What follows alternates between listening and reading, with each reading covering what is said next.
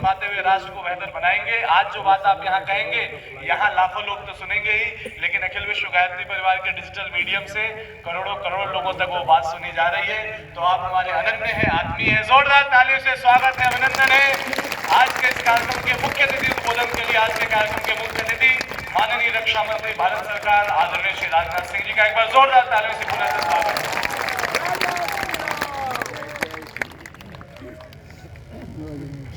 हमारे महाराष्ट्र के यशस्वी मुख्यमंत्री जिनका अभी अभी आप लोगों ने उद्बोधन सुना है, ऐसे श्रीमान एकनाथ जी शिंदे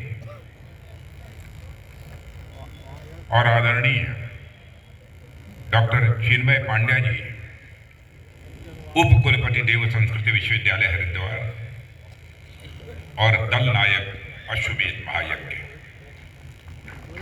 महाराष्ट्र सरकार के मंत्री श्री मंगल प्रभात जी लोढ़ा और श्री श्रीरंग जी, सांसद महाराष्ट्र, और इस समागम में मौजूद सभी भक्त, देवियों व सज्जनों। मैं राजनीतिक क्षेत्र में काम करने वाला व्यक्ति हूं। मुझसे पहले महाराष्ट्र के मुख्यमंत्री जी जो विचार व्यक्त कर रहे थे, वह भी राजनीतिक क्षेत्र में काम करने वाले हैं। जब कभी इस प्रकार के समागम में मैं जाता हूं, मुझे ऐसा प्रतीत होता है कि ऐसे समागमों में राजनीतिक क्षेत्रों में काम करने वाले लोगों को निश्चित रूप से जाना चाहिए और आदरणीय डॉक्टर चिन्मय पांड्या जी ने जिस प्रकार से विचार व्यक्त किए हैं, जब उनके शब्द उनके मुख से बाहर आ रहे थे तो गले के ऊपर से नहीं आ रहे थे, उनके हृदय की वो आवाज थी। उसे सुनना चाहिए। राजनीतिक क्षेत्र में काम करने वाले लोगों को भी मैं समझता हूं कि एक दिशा मिलेगी। राजनीति यह दो शब्दों को मिलाकर बना हुआ है, राज और नीति। नीति यह संस्कृत के नए धातु से बना हुआ है, जिसका अर्थ होता है ले जाना, टू कैरी आउट। किधर ले जाना? सन्मार्ग की ओर ले जाना।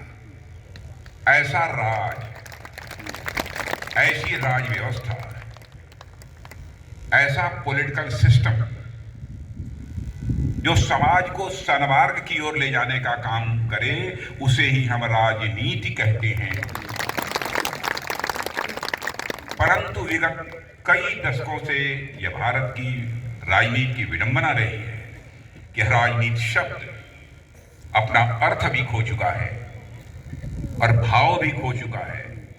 और मैं समझता हूं कि यदि राजनीतिक क्षेत्र में काम करने वाले राजनेता ऐसे समागमों में भाग लेंगे तो निश्चित रूप से राजनीति शब्द का खोया हुआ वह अर्थ और भाव पुनः वापस होगा। ऐसा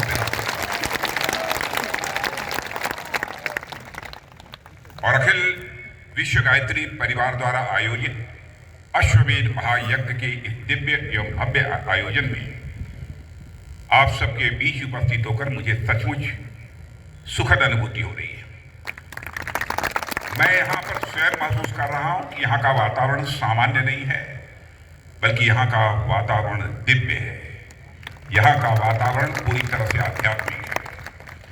मैं अखिल विश्व गायत्री परिवार के प्रणेता, गायत्री के सिद्ध साधक, वेदमूर्ति, तपोनिष्ठ पंडित श्री राम जी शर्मा आचार्य जी को तथा वात्सल्य एवं करुणा की प्रतिमूर्ति वंदनीय माता भगवती देवी शर्मा जी को श्रद्धा पूर्वक नमन करता हूं। अपने तप व परिश्रम से जिस गायत्री परिवार का इन्होंने निर्माण किया, वह आज डॉक्टर प्रणव पंड्या जी एवं श्रद्धा शैलजी जी और साथ ही आदरणीय डॉक्टर चिन्मयानंद जी के मार्गदर्शन में भारत ही नहीं बल्कि विश्व भर में मानवता की सेवा कर रहा है। साथियों, आज हम सब मुंबई में इस वैश्विक परिवार द्वारा आयोजित अश्वमेध यज्ञ में एकत्रित हुए हैं, जो कई मायनों में दुनिया को यह एक विशेष संदेश देता है तथा रामायण, महाभारत, पुराण जैसे अनेक ग्रंथों में भी अश्वमेध यज्ञ की चर्चा सुनते रहे हैं। अश्वमेध यज्ञ एक प्रकार से किसी भी राज्य के लिए या किसी भी सम्राट के लिए चक्रवर्ती सम्राट होने का सर्टिफिकेट जैसा था। किसी राजा का अश्वमेध यज्ञ जब पूरा होता था तो पहले यह माना जाता था कि वो एक चक्रवर्ती सम्राट बन गया या चक्रवर्ती सम्राट है तथा आसपास के सभी राजाओं ने उसका आधिपत्य स्वीकार कर लिया है। प्राचीन